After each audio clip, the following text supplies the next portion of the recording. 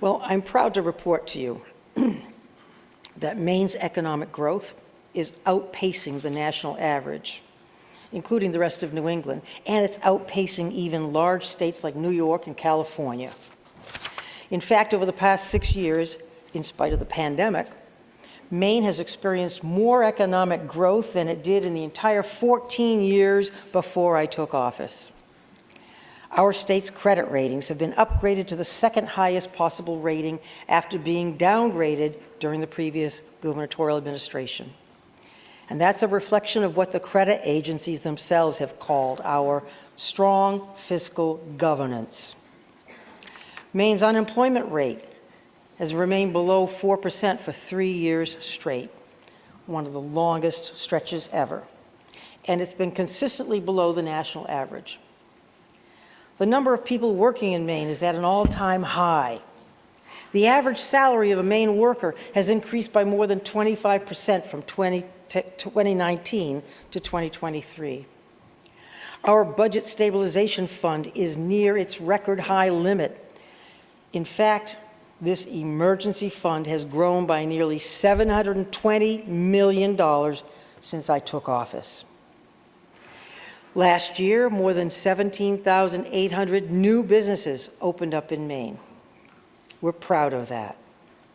And one person who's been pretty instrumental in bringing about Maine's remarkable economic growth is Commissioner Heather Johnson, author of our 10-year economic plan, Maine native with national credentials.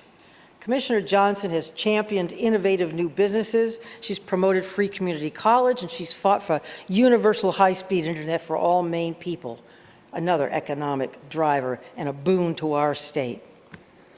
Now, to my dismay, Commissioner Johnson has announced that she'll be pursuing new opportunities come March. But I want to thank her for her 6 years of hard work making Maine a better place to live. Thank you, Heather.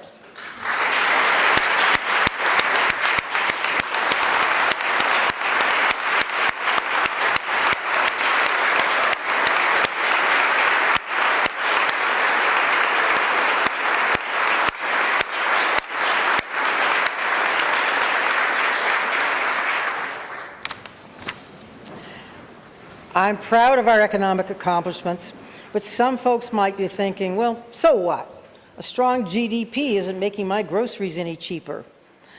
A big rainy day fund isn't helping me buy a house. A low unemployment rate isn't making a dent in my electric bill. Well, I hear you.